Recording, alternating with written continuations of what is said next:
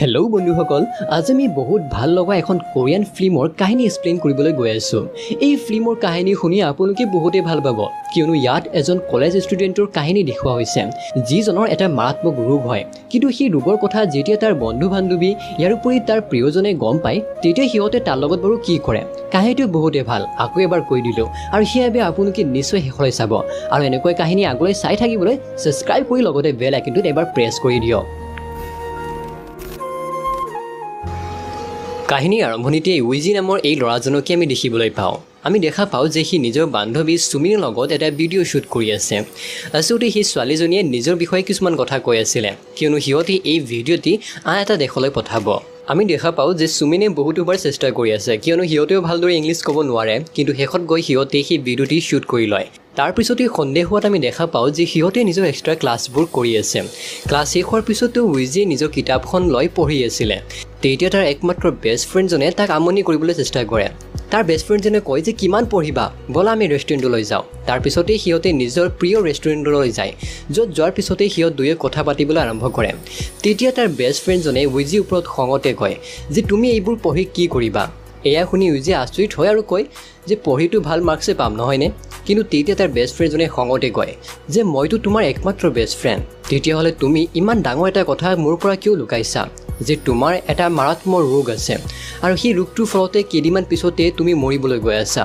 তেতিয়া উইজিয়ে এয়া শুনি আচৰিত হয় আৰু সি ভাবে যে এইটো কথা সি কেনেকৈ গম পালে।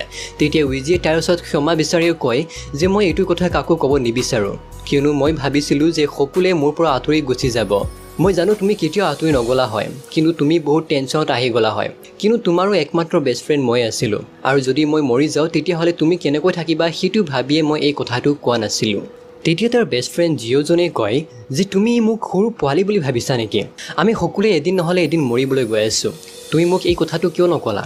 মই বহুত আঘাত পাইছোঁ, আৰু সেইবাবে মই এতিয়া এই ফ্ৰেণ্ডশ্বিপটো ইয়াতে ভাঙি আছোঁ। এয়া শুনি উইজিয়ে বহুতবাৰ চৰিও কয়, কিন্তু তথাপিও তাৰ বেষ্ট ফ্ৰেণ্ডজনে তাৰ কথা নুশুনি তাৰ পৰা খঙতে গুচি যায়। তাৰপিছতে আমি দেখা পাওঁ যে উইজিয়ে আজিকালি কলেজলৈ বেছি দিন নাযায়।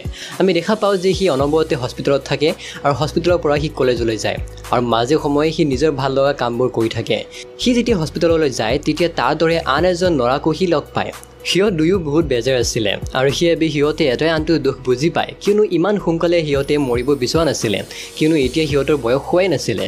তেতিয়া সেই ল'ৰাজনে উইজিক কয় যে কোৱাচোন এই বাহিৰৰ পৃথিৱীখন কেনেকুৱা হয়। তেতিয়া উইজিয়ে তাৰ লগত বহুত কথা পাতে আৰু কয় যে মই ইমান দিন কলেজত পঢ়িলোঁ, মই কি কি কৰিলোঁ, সেই গোটেইবোৰ কথা সেই ল'ৰাজনক কয়। তেতিয়া সেই ৰোগী বন্ধুজনে তাক কয় যে সৰুৰ পৰা এটা মাৰাত্মক ৰোগ হোৱাৰ বাবে মই কেতিয়াও এই হস্পিটেলখনৰ পৰা বাহিৰত ওলাবই নোৱাৰিলোঁ। তেতিয়া উইজিও নিজৰ কথাবোৰ কয়। তেতিয়া সিও কয় যে মোৰ দুজন বেষ্ট ফ্ৰেণ্ড আছিলে, এজনী সুমি আৰু আন এজন জহিন। কিন্তু জহিনে যেতিয়া মোৰ এই কথাটো গম পালে তেতিয়া সি বহুত বেয়া পালে, কিন্তু তাক মই সেই কথাটো কোৱা নাছিলোঁ, আৰু সেইবাবে সি আমাৰ এই ফ্ৰেণ্ডশ্বিপটো ভাঙি দিলে। আনফালে সুমিন, যাক মই বহুত পচন্দ কৰোঁ, কেইদিনমান আগতে মই তাইক প্ৰপ'জো কৰিছিলোঁ, ভাবিছিলোঁ যে তাইও হয়তো মোক ভাল পায়, কিন্তু তাই মোক ৰিজেক্ট কৰিলে।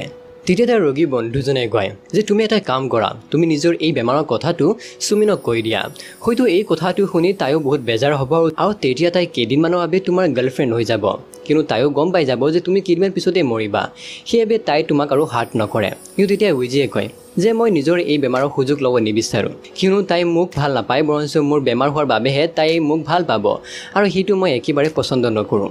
যদি তাই মোক পচন্দ কৰিলে হয় তেতিয়াহ'লে তাই মোক কেতিয়াও ৰিজেক্ট নকৰিলে হয়। তেতিয়া তাৰ ৰোগী বন্ধুজনে কয় যে এইটোও হয়, হয়তো তাই তোমাক পচন্দই নকৰে, বা তুমি হয়তো তাইৰ দৰে নহয়।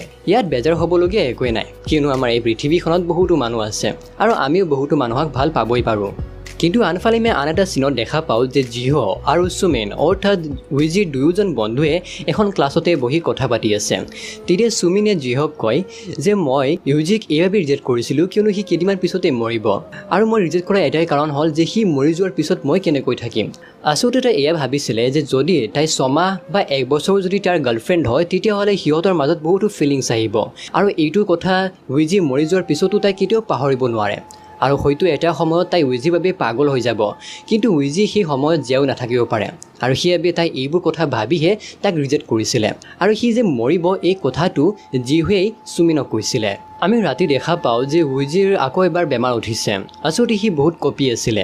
তেতিয়া ৰোগী বন্ধুজনে কয় যে মই ডক্টৰক মাতি দিম নেকি, কিন্তু তেতিয়া উইজে কয় যে নামাতিবা। সি সেই সময়ত তাৰ নিজৰ প্ৰিয় বন্ধুবোৰক মনত কৰি আছিলে, কিয়নো সি দুজন বন্ধু তাৰ লগত সদায় একেলগে আছিলে। কিন্তু এইবাৰ সি হস্পিটেলত পৰি আছে, তথাপিও তাৰ বন্ধু দুজনে তাক এবাৰো দেখিবলৈ ইয়ালৈ অহা নাছিলে। সেইবাবে সি বহুতেই বেজাৰ আছিলে আৰু এইবোৰ কথাই ভাবি আছিলে যে সি দুজন মোৰ সঁচাকৈ বন্ধু হয়নে। আনহাতে যিজন লোকক সি আগতে কেতিয়াও দেখা পোৱা নাছিল, সেই লোকজনে তাক এতিয়া কেয়াৰ কৰি আছে।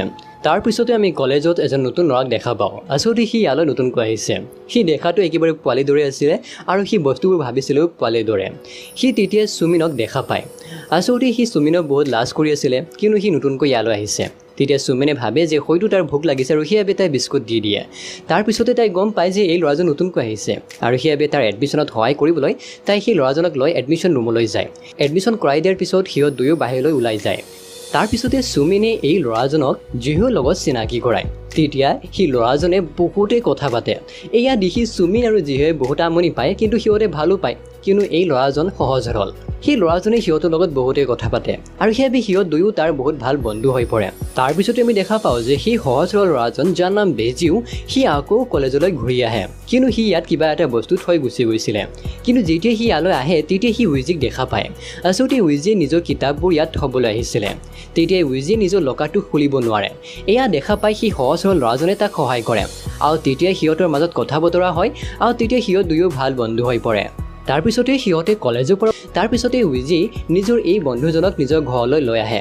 তেতিয়া সিহঁতে এজনে আনজনৰ লগত বহুত ভালদৰে চিনাকি হয়। তেতিয়া সেই ল'ৰাজনে কয় যে তোমাৰ আগতে মই কলেজত আন দুজনকো ভাল বন্ধু বনাইছোঁ।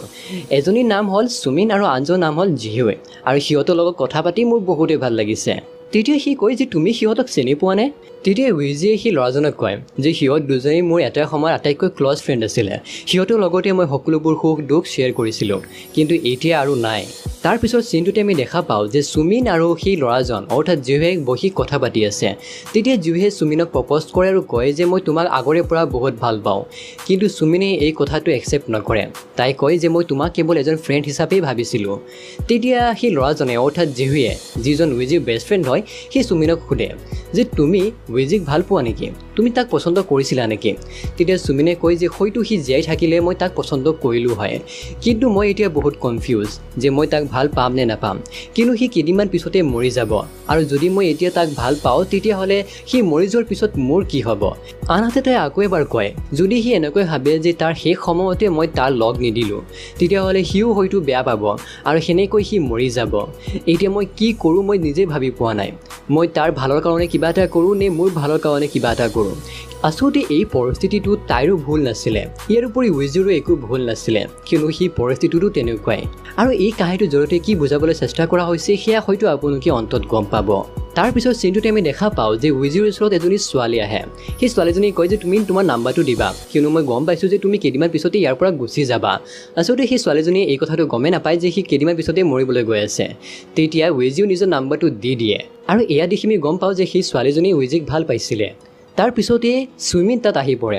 সুমিনে কয় যে কেইদিনমান পিছতে আমাৰ পৰীক্ষা আছে, তুমি ভালদৰে পঢ়ি আছানে? তেতিয়া উইজিয়ে কয় যে মই পঢ়ি আছোঁ। তেতিয়া সুমিনে কয় যে তুমি মোৰ লগত ডেটত যাবানে? তেতিয়া উইজিয়ে কয় যে হ'ব দিয়া মই যাম। তাৰপিছত চিনটোতে আমি দেখা পাওঁ যে সেই সহজ সৰল ল'ৰাজনৰ লগতে উইজিয়ে ৰেষ্টুৰেণ্টত বহি আছে, যিখন ৰেষ্টুৰেণ্টত এসময়ত সি নিজৰ বেষ্ট ফ্ৰেণ্ড জিহুৰ লগত বহিয়ে খাইছিলে। তেতিয়া তাৰ পুৰণা কথাবোৰ মনত পৰে। তেতিয়া সেই সহজ সৰল ল'ৰাজনে তাক বুজাবলৈ চেষ্টা কৰে যে চোৱা, সুমিনে যদি তোমাক ইয়েছো দিলে হয় তেতিয়াহ'লে তুমি আন এখন কলেজত গ'লা হয় আৰু তাইও আন এখন কলেজত গ'লে হয়, আৰু সেই সময়ত তোমালোকৰ সম্পৰ্কটো থাকিলেও কেইদিনমান পিছত লাহে লাহে সেইটো নাইকিয়া হ'ল হয়, কিয়নো তোমালোকে লগো নাপালা হয়। ইয়াৰ উপৰি তোমালোকৰ কথা বতৰা বহুত কম হ'ল হয়, কিয়নো আমি যিমানে ডাঙৰ হৈ গৈ আছোঁ সিমানে ব্যস্ত হৈ আছোঁ, আৰু সেইবাবে এটা সময়তো তাই তোমাক এৰি দিলে হয়।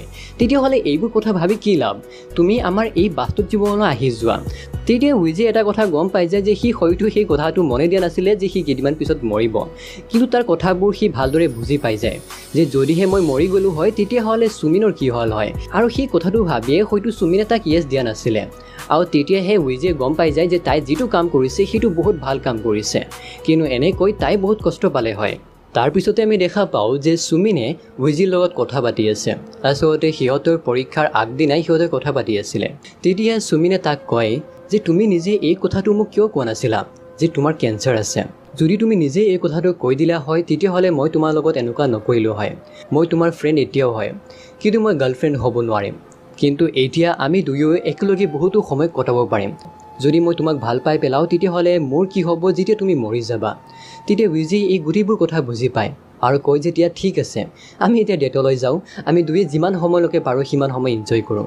তেতিয়া সিহঁত দুয়োৱে এজনে আনজন ফ্ৰেণ্ড বুলি ভাবি লয়। যেনেকৈ সিহঁতে আগৰ পৰা ফ্ৰেণ্ড আছিলে তেনেকৈ সিহঁত এতিয়াও ফ্ৰেণ্ড হয় আৰু ফ্ৰেণ্ডৰ দৰেই সিহঁতে কথা বতৰা পাতে। ইয়াৰ উপৰি সিহঁত পাৰ্কলৈ যায়, বহুতো কথা পাতে। তাত যোৱাৰ পিছত সুমিনে কয় যে ব'লা তোমাৰ এটা ভিডিঅ' শ্বুট কৰোঁ, যেনেকৈ তুমি কেইদিনমান আগতে মোৰ এটা ভিডিঅ' শ্বুট কৰিছিলা। তাত আমি দেখা পাইছিলোঁ যে উইজিয়ে সুমিনৰ ভিডিঅ' ৰেকৰ্ড কৰি আছে, কিন্তু আজি আমি দেখা পাওঁ যে সুমিনে উইজিৰ ভিডিঅ'হে ৰেকৰ্ড কৰি আছে। তেতিয়া সুমিনে যেনেকৈ নিজৰ কথাবোৰ কৈ আছিলে, আজি উইজিয়ে নিজৰ কথাবোৰ কয়। সি সকলোকে বহুত ভাল পায়, তাই নিজৰ বেষ্ট ফ্ৰেণ্ড জিহু, ইয়াৰ উপৰি সেই সহজ সৰল ল'ৰাজন, ইয়াৰ উপৰি সুমিনক পৰি থকা সকলোবোৰ ফিলিংছ সি খুলি কয়। ইয়াৰ উপৰি তাৰ মা দেউতা, ইয়াৰ উপৰি তাৰ যিমানে আত্মীয় আছে সকলোকে সি ভালদৰে কথাবোৰ কয়, যাতে এই ভিডিঅ'বোৰ পিছত মানুহে চাব পাৰে। আৰু সুমিনক সি শেষত কয় যে সদায় মই তোমাৰ লগত এনেকৈ ফ্ৰেণ্ড হৈ থাকিব বিচাৰোঁ, কিন্তু যদি আমি ৰিলেশ্যনশ্বিপত আহিলোঁ হয় তেতিয়াহ'লে হয়তো এটা সময়ত আমাৰ ফ্ৰেণ্ডশ্বিপো নাথাকিলে হয়। আৰু সেইবাবে মই ভাবিছোঁ যে বেষ্ট ফ্ৰেণ্ডে আটাইতকৈ ভাল, কিয়নো আমাৰ ফ্ৰেণ্ডশ্বিপ কেতিয়াও শেষ নহয়। যদি আমি কথাও নাপাতোঁ তেতিয়াহ'লে আমাৰ সেই ফ্ৰেণ্ডশ্বিপ থাকি যায়, কিন্তু আমি আকৌ লগ পালে আমি কথা পাতিব পাৰোঁ। কিন্তু ৰিলেশ্যনশ্বিপত অহাৰ পিছত, ব্ৰেকআপ হোৱাৰ পিছত আমি কেতিয়াও কথা পাতিবই নোৱাৰোঁ। আৰু এনেকৈ এই ফিল্মটো ইয়াতে শেষ হয়। কাহিনীটোৰ জৰিয়তে কি বুজাবলৈ চেষ্টা কৰা হৈছে হয়তো আপোনালোকে বুজি পাইছে। সকলোৰে উত্তৰ কিবা বেলেগ বেলেগ হ'ব আৰু সেইবাবে আপোনালোকে নিশ্চয় কমেণ্ট কৰিবলৈ নাপাহৰিব যে আপুনি কি বুজি পালে। আজি ইমানখিনিয়ে, ধন্যবাদ। জয় আই অসম।